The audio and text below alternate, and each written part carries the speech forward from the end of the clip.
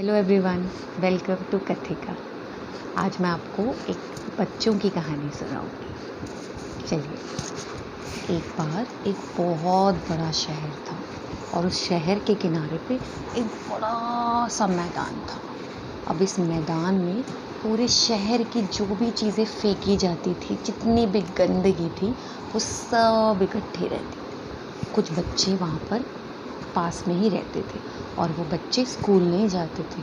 रोज़ अपना दिन उसी मैदान में वो बिताते थे और उनको वहाँ पे जितनी भी सामान था, जो भी कचरा लोग फेंक देते थे, उसके बारे में बहुत कुछ मालूम था।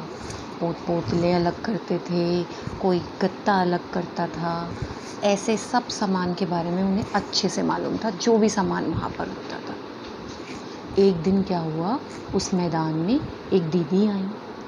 दीदी ने गले में सुंदर लाल दुपट्टा पहना हुआ था और आकर उन्होंने पहले बच्चों को देखा और उसके बाद एक जगह पर बैठ गई। बैठकर उन्होंने अपने थैले में से कुछ किताबें निकाली और उन किताबों को पढ़ने लगी। बच्चे सोच रहे थे कि ये कौन है, यहाँ पर क्या करने आया है। पहले तो इन्हें हमने कभी नहीं देखा और पहले उन्होंने दूर से दीदी को घूर के देखा और सोचा कि क्या कर रही हैं। दीदी अपनी किताबें ही पढ़ रही थी। फिर थोड़ा आगे गई, देखा दीदी के पास बहुत सारी किताबें थी। कुछ मोटी थी, कुछ पतली थी, कुछ रंग बिरंगी थी, कुछ कहानियों की किताबें थी। किसी किताब पर जानवर बने हुए थे, किसी किताब पर राजा रानी बने हुए थे, किसी पे शहर, गांव, फूल, पेड़, पौधे। तो बच्चे बोले कि चलो देखते हैं और वो दीदी के पास गए और उन्होंने पूछा कि दीदी आप क्या कर रही हो। तो दीदी ने बोला देखो मैं क्या कर रही हूँ, मैं तो किताब पढ़ रही हूँ। तो उन्होंने कहा अच्छा। और फिर दीदी ने उन्हें उस दिन से वो किताबें दिखानी शुरू कर दी। अब बच्चे रोज़ आते थे और धीरे धीरे वो शब्द अक्षर पहचानने लगे, फिर वो शब्द पढ़ने लगे, कहानियाँ भी बनाने लगे और कहानियाँ सुनाने लगे। एक दिन उन्होंने सोचा कि आज दीदी आएंगी, उससे पहले हम एक अच्छा सा कोना बना देंगे। तो सुबह सब पहुंच गए वहाँ पर।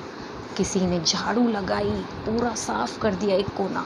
कोई कुर्सी, उसी कबाड़ में से कुर्सी निकाल के लाया, कोई छोटी सी टेबल लेकर आ गया। किसी ने तो रस्सी बांधी और उस पर एक सुंदर सा उसी कचरे में से निकाल के एक दुपट्टा था, उसका पर्दा बना के टांग दिया।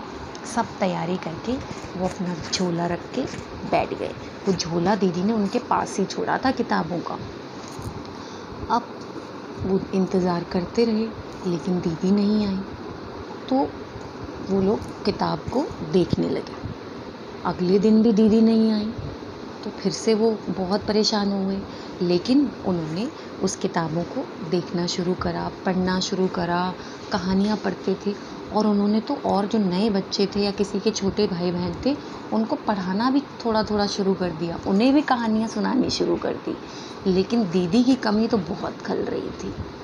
ऐसे करके 4-5 दिन हो गए, दीदी आई ही नहीं। फिर उन्हें एक किताब मिली, उस किताब में दीदी का पता लिखा हुआ था। तो उन्होंने सोचा कि चलो हम कल चलेंगे और देख कर आते हैं कि दीदी कहाँ है, वो क्यों नहीं आ रही हैं। तो सुबह अगले दिन वो सब उठे, उस पे बस का नंबर भी लिखा था और अब उन्हें थोड़ा थोड़ा पढ़ना तो आता ही था। उन्होंने बस का नंबर पढ़ा और वो उस बस से उस जगह पहुंच गए जहां दीदी रहती थी। वहां पहुंचकर उन्होंने देखा बहुत ऊंची ऊंची मंजिलें थी। अब दीदी भला कहाँ रहती होंगी। कुछ घूमे इधर उधर, कुछ लोगों से पूछा, वो आपने उन दीदी को देखा है जो गले में लाल दुपट्टा पहनती हैं।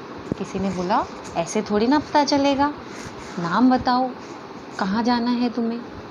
अब उन्हें नाम नहीं पता था दीदी का और वो ढूंढ रहे थे। फिर वो पूरा दिन घूम घूम के थक गए थे कुछ घंटे में। उसके बाद उन्होंने सोचा कि चलो वापस चलते। तभी टिंगी ने देखा कि बहुत ऊपर एक बालकनी में लाल रंग का दुपट्टा लहरा रहा था। उसने कहा वो देखो, ये तो वही दुपट्टा है जो दीदी पहन कर आती हैं। और सबने उस दुपट्टे की पहचान कर ली। सबने कहा कि हाँ, यही वो दुपट्टा है। और वो उस बिल्डिंग में गए और ऊपर जाते रहे। ऊपर पहुँचे तो उन्हें दीदी का घर मिल गया।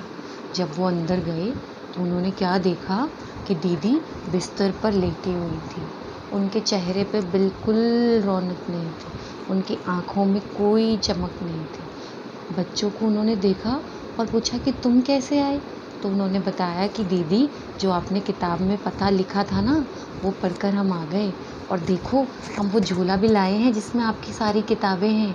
हम कुछ कुछ पढ़ना भी सीख गए हैं, आपको सुनाएं?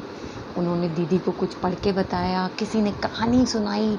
दीदी कुछ खुश हो गई, उनका मन हल्का हो गया और साथ ही साथ उनकी आँखों में कुछ चमक भी वापस आ गई। उसके बाद वो बच्चे अपने घर चले गए।